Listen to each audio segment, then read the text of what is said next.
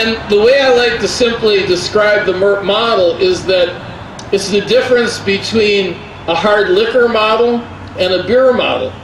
Now, groups like NORML, who didn't support us today at all, we've sent emails to over 50 local NORML members. We've contacted Adam Brooks and many other people. We've gotten no RSVPs. We've gotten no response.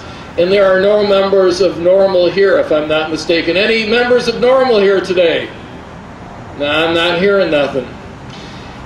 And this is the problem, really, in a nutshell, because what's going on now is groups like NORML, a lot of others, they're interested in this hard liquor model.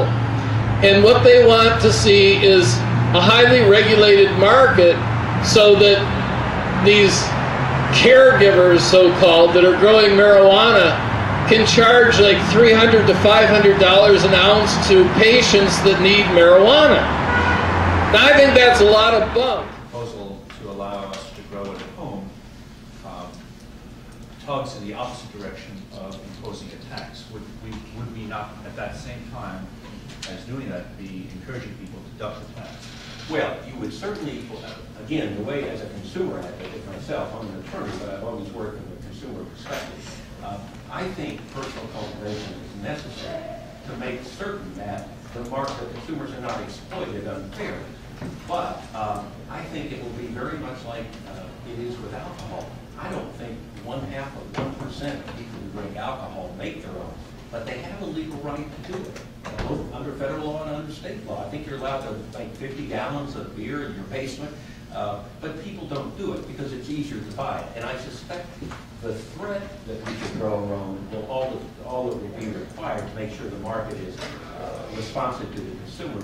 Most of us are going to continue to buy our marijuana. We don't have the time and expertise to go out and grow our own marijuana. Marijuana is not a dangerous plant, even though Kevin Stroop, the head of NORML, the founder of NORML, even though Alan St. Pierre have even recently said this. I mean, it's hard to believe that a member of the National Organization for the Reform of Marijuana Laws would have the gall to say that marijuana is a dangerous plant.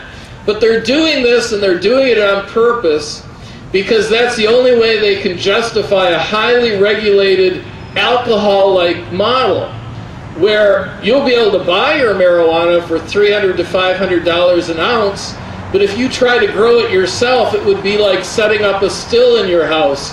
You would end up going to jail.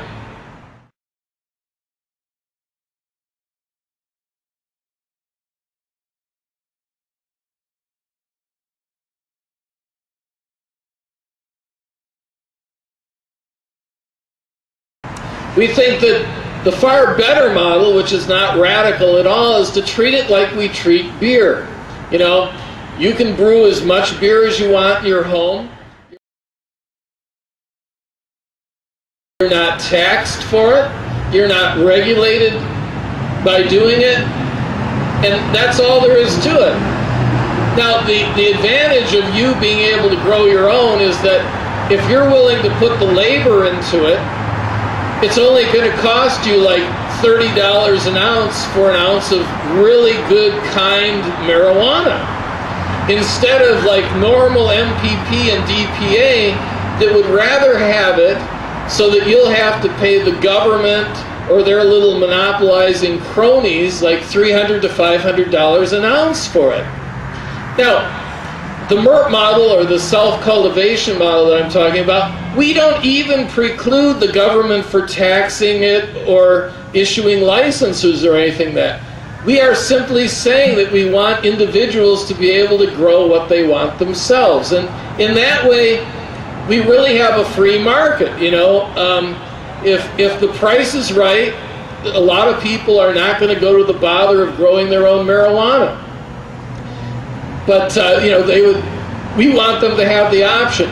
Now, the main reason we came here today,